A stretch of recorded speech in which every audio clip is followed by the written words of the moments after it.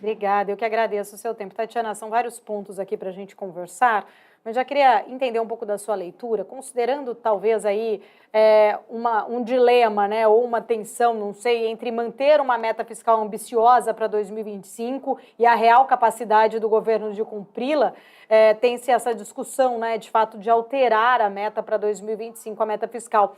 Em que medida uma possível alteração dessa meta poderia afetar a percepção de risco do país? Qual seria o impacto, talvez, de uma recalibragem dessa meta sobre as expectativas do mercado quanto à sustentabilidade ali da dívida também no médio e longo prazo?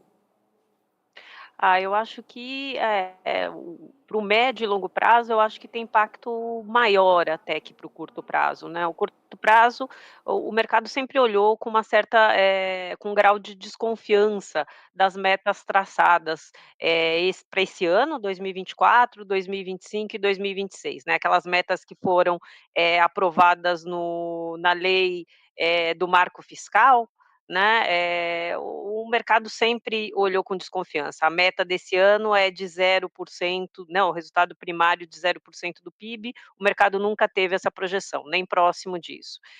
Para o ano que vem, 2025, superávit de 0,5% do PIB, também o mercado não tem, nem nunca teve essa projeção. E 1% de superávit primário do PIB no ano de 2026 também não é essa a expectativa do mercado.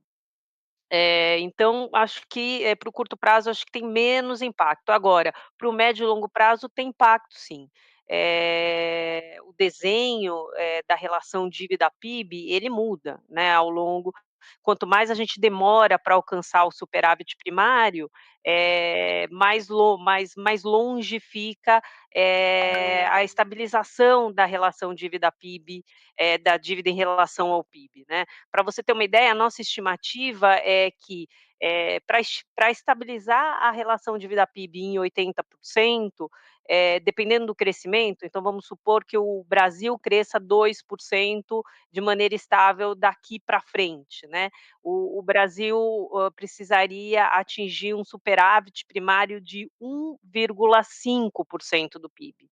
Então quanto mais, lentamente a gente chega do lado do superávit, então não chega em 0,5% no ano que vem, o ano que vem continua em 0, e aí só no ano de 2026 meio, estou pensando aqui numa trajetória de primário, mais lento, né, esse caminho de estabilização de dívida e talvez, se muito lento, vai requerer lá na frente um superávit primário até maior do que a minha estimativa de 1,5% do PIB. Então isso é bastante ruim, né, a gente deixar, a lição de casa do fiscal cada vez mais para frente, vai se tornando cada vez mais custoso. E olhando, né, ali considerando também o crescimento acelerado das despesas do governo com o BCP, que é o benefício de prestação continuada, já está se aproximando ali a 1% do PIB. Quais seriam, então, as implicações também ali num longo prazo para essa sustentabilidade do fiscal, especialmente sobre, né, quando a gente olha para o próprio arcabouço, limitando o crescimento das despesas a 2,5% ao ano ali nos termos reais? É. Então, o problema do Brasil são que um pouco mais de 90% das despesas são obrigatórias, né, BCP é uma despesa obrigatória.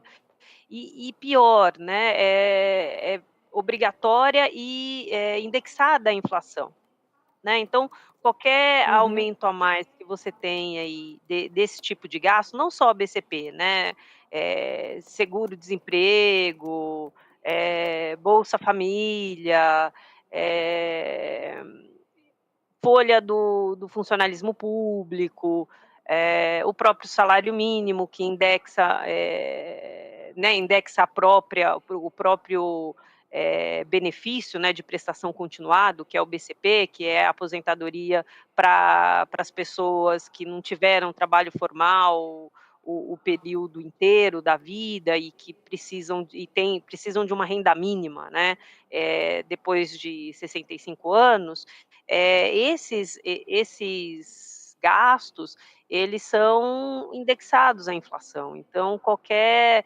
mudança que você tem nele, você perpetua para frente. E fica cada vez mais difícil, conseguir a meta primária, né? Conforme esses gastos que representam 90% ou um pouco mais do total de gastos, eles saltam, né? Eles crescem, fica cada vez mais distante, ou fica cada vez mais, aumenta o grau de dificuldade do alcance do primário. E aí você tem os dispositivos, né? O marco fiscal, ele dá dispositivos no caso do não alcance, do governo não conseguir alcançar as metas estipuladas, né? Então, esse crescimento de no máximo 2,5 em termos reais iria para 0,6. Né, a relação, né, do quanto que gastos pode crescer, né, quanto que gastos tem que ser de receitas, que no começo e sempre que atingir a meta é de 70%, também muda, né? Então, a cada ano que você não alcança as metas estipuladas, os dispositivos são acionados para conter ainda mais como penalidade dos gastos. A gente tem que ver como é que fica, no caso do não alcance da meta em algum ano, esses dispositivos atuando, e como é que vai ficar isso? Se 100%, se a gente chega numa ideia, numa hipótese que 100% dos gastos são obrigatórios, como é que a penalidade e a limitação desses gastos, a 0,6, por exemplo, de crescimento real, como é que isso vai ser encarado pelo governo e pelo próprio Congresso, né, e pela população? Uhum. Eu vou trazer para a nossa conversa também, quero ouvir a opinião dele, do Vandick, que está aqui com a gente. Vandick, pegando esse gancho, né, dessa discussão aqui que eu trouxe com a Tatiana, queria também entender, na sua visão, né, este fator que tem afetado aí a despesa com o BCP, essa política de valorização do salário mínimo, o benefício tem valor igual ali ao piso salarial. A política foi implementada em 2023, prevendo então que os reajustes anuais do salário mínimo passarão a levar também em conta a inflação mais a taxa ali de crescimento real do PIB. Quais as implicações que você vê sobre isso ali num longo prazo? Paula, a Tatiana botou o dedo no lugar certo ali. A fala dela é extremamente congruente. Nós temos um problema que o lado fiscal, ele cria dois problemas para a gente, né? É um problema desmembrado em dois. Primeiro, ele pressiona juro para cima, porque o governo começa a ter que continuar a aumentar a sua relação dívida-PIB e tomar mais dinheiro emprestado, né, e diminui a temporalidade dessa troca de dívida. Então, ao invés de ela ser de 24, 36 meses, ela começa a ficar mais curta. Então, isso impacta a taxa de juros, isso impede a queda dela. E isso também acelera a inflação, porque esse dinheiro que o governo toma, ele coloca de volta na população, aumenta a oferta monetária, e dessa maneira a gente continua tendo um problema de pressão inflacionária. Já com relação ao déficit primário, né, toda vez que o governo tem gastos obrigatórios e que esses gastos são corrigidos pela inflação mais a taxa de crescimento, cada dia fica mais distante, né, a possibilidade do equilíbrio fiscal, que nada mais é do que a garantia de sustentabilidade econômica do país. Então, se a gente conseguisse, em tese, ficar em linha com países emergentes de renda média como o Brasil, cuja relação dívida-PIB opera em torno de 60%, a gente não precisaria... A Tatiana fez a conta para ficar em 80%, que é uma relação dívida-PIB bastante elevada, a mais elevada entre países emergentes. Mas a minha conta, para ficar nos 60%, a gente deveria ter um superávit primário de mais ou menos 2,5% do PIB. Isso faria com que o custo da dívida, né, o pagamento dos juros, caíssem dos atuais 760 bilhões de reais para alguma coisa mais gerenciável em torno de 400. Seria um grande ganho para o Brasil, porque esse dinheiro poderia ser destinado a outras atividades. Mas a voracidade, né, por parte do governo na política fiscal, que tem intenção de proteger os mais pobres, ela acaba sendo uma faca de dois gumes, porque ela também impede que a taxa de juros caia, com o impedimento, com essa impossibilidade de queda de taxa de juro, o país cresce menos, tem menos investimento. E investimento é o que realmente faz com que o país cresça ao longo do tempo. É diferente do consumo, que faz ele crescer em termos estanques e momentâneos, né? Então, essa relação de investimento e consumo precisa ser reconsiderada pelo governo. Então, eu vejo muito em linha com o que a Tatiana falou. Ô, Vandic, de alguma forma, né, quando a gente olha para essa despesa alta aí do BCP, deixa ainda maior esse desafio aí para o governo, né, na busca dessa meta fiscal. Não é só o BCP. O BCP cresceu em termos reais 7%, mas a Previdência como um todo cresceu em termos reais acima de 6%, muito acima da inflação. Quer dizer, nós já estamos entre BCP e Previdência passando 6% do PIB. Uhum. Nós pagamos mais dinheiro para pessoas idosas, aposentadas no Brasil, do que a gente investe no nosso futuro, que são crianças, adolescentes. A gente gasta menos com educação nesse país do que com previdência.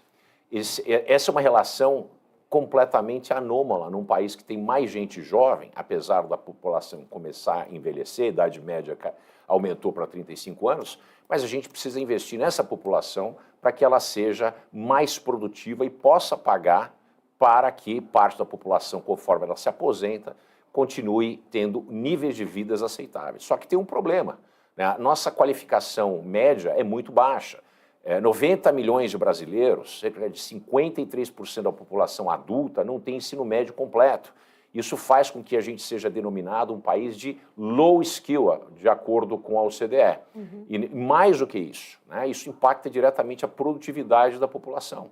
Quer dizer, tudo isso é uma escolha intertemporal, né, o que a gente consome agora e o que a gente deixa de consumir no futuro, né, para que a gente possa ter, através de políticas populistas, alguns ganhos, né, em termos de apreciação do eleitorado. Bom, eu quero voltar com a Tatiana. Estamos aqui, recuperamos a conexão aqui com ela. Tatiana, se você quiser complementar, né, em relação a esse tema, só para eu mudar aqui, fica à vontade. Olha, eu fiquei sem a conexão, eu vi só o final falando da questão da taxa de crescimento populacional. A questão fiscal, na verdade, eu né, e a perguntei ali para o Vandic, né, o quanto isso pode... Não, a pergunta, na verdade, eu vou até repetir aqui para você, já que você não viu. Eu coloquei aqui para o Vandic, né, o quanto essa despesa, não só aí alta do BCP, mas como ele muito bem complementa da Previdência como um todo, ela deixa ainda maior esse desafio do governo em busca aí dessa meta fiscal. Eu adicionaria no final da resposta do Vandic, que foi a única coisa que eu ouvi, é que a gente tem aí uma questão da população, né, e do envelhecimento da população, que só vai deixar essa conta mais alta, e da desigualdade de renda, né? Então, o envelhecimento da população deixa esse saldo de pessoas e essa conta desse benefício, como outros benefícios, só crescente em termos de números de participantes, e a desigualdade de renda só deixa essa conta mais necessária, né? A gente tem aí uma desigualdade de renda que vem se perpetuando há décadas, né? Então, quer dizer, ao mesmo tempo que é um grande problema a mudança da fórmula, pensando na dívida, da evolução da dívida para frente, na possível estabilidade de gastos, o Brasil ele tem que rediscutir aonde ele quer gastar, né? Num país que tem uma desigualdade de renda tão grande, onde 50% do mercado de trabalho é informal, ou seja, uma grande parcela da população passa a vida sim trabalhando, mas não de maneira formal, ou seja, ela não consegue contribuir para a Previdência, e no final da vida ela precisa sim de uma ajuda, de um benefício, de uma inclusão, né, no poder de compra, né, na manutenção da vida dessas pessoas. O Brasil precisa discutir como é que ele distribui esses gastos, né, e, assim, entre os gastos sociais, né, e essa conta de benefício prolongada, e os subsídios, uma série de subsídios de gastos tributários que são feitas, qual é a prioridade? Uhum. Não basta só Tati- ficar batendo na tecla Uhum. do benefício, continuado, você tem que olhar o gasto como um todo, né. O gasto tributário esse ano previsto no orçamento é de mais de 500 bilhões de reais. Isso é muito maior do que o orçamento, por exemplo, que você está ressaltando do BCP. Uhum. Ótimo ponto. Ô, Tatiana, só para mudar aqui, não posso deixar de te perguntar também sobre este tema. Afinal, esta semana a gente tem indicadores de inflação, o mercado aguardando também esse indicador lá também do CPI dos Estados Unidos para trazer aí de fato alguma leitura que complemente os dados do mercado de trabalho da semana passada, Citigroup já diminuindo ali perspectivas de corte para junho. Eu só queria entrar nesse tema, até porque eu lembro que vocês consideravam ali uma Selic terminal a 8%. Acho que a última vez que a gente conversou, uma reportagem que eu li sua também.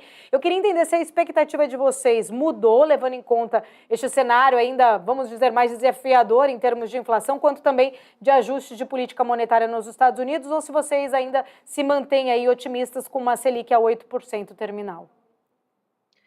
A gente ainda mantém o nosso call de 8%, mas obviamente o cenário nos Estados Unidos tem sido, cada vez mais volátil, né, e os Uhum. últimos dados têm indicado uma atividade econômica mais forte que o esperado, né. É inegável que o dado da sexta-feira passada, de criação de vagas, né, o Non-Farm Payroll na casa dos 303.000 vagas, acima da média dos últimos 6 meses, e com queda da taxa de desemprego, é um ponto que a gente não pode desconsiderar, né. Agora, tem ainda um debate muito forte nos Estados Unidos do quanto que isso é força imigratória e que não geraria pressão inflacionária, né. Ao fim e ao cabo, o Banco Central americano tem se colocado ao longo das últimas reuniões falando: "Olha, estou focado na convergência da inflação à meta".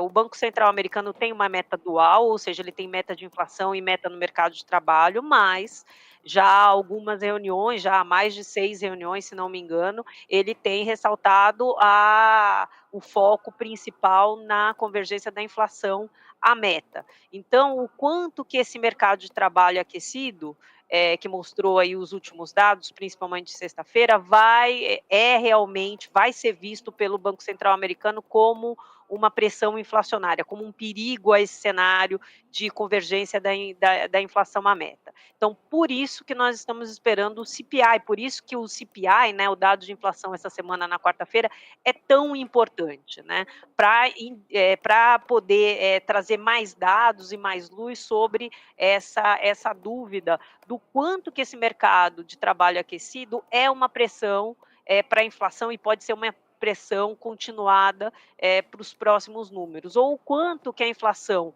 em Uhum. elevação ali de janeiro e fevereiro foi uma questão de sazonalidade e agora essa inflação ela arrefece e volta para a média que a gente estava vendo no final do segundo semestre do ano passado. A depender dessa resposta de inflação, aí o nosso cenário para corte de juros muda sim. Por quê? Porque a economia americana, como bem lembrado ali pelo Roberto Campos, numa live que ele fez na semana passada, a taxa de juros nos Estados Unidos é a taxa de juros basal, né, o que a gente chama em finanças de taxa sem livre de risco. Né? Então, esse é o custo do dinheiro. Se os Estados Unidos não vai ter condições de cortar juros esse ano, ou vai poder cortar muito menos juros nesse ano, talvez só mais para o final do ano, isso interfere sim na decisão de juros, tanto do Brasil como dos outros emergentes. E claramente um menor espaço de corte de juros na economia americana, ou até não corte de juros na economia americana, faz com que a taxa terminal do Brasil seja mais elevada. Então, hoje, olhando o meu cenário de 8%, o grande risco é qual é a verdade na economia americana. Eles continuam numa tendência de queda da inflação, como a gente via no ano passado, ou eles entraram no movimento de reflation? Se eles entraram no movimento de reflation, aí sim, isso mexe com o quanto que a gente pode trazer de taxa de juros aqui no Brasil para baixo, e aí o cenário Uhum. não é mais de 8%, é algo, mais elevado do que isso, talvez até em 2 dígitos. Maravilha, Tatiana, bem explicado, por sinal. Fiquei, né, falei, preciso aproveitar a sua presença para lhe fazer essa pergunta, para entender, muito, muito bem colocado. Eu quero agradecer, viu, Tatiana? Sempre muito bom falar contigo. Obrigada pela sua presença. Até uma próxima oportunidade. Até uma próxima oportunidade, bom dia para vocês.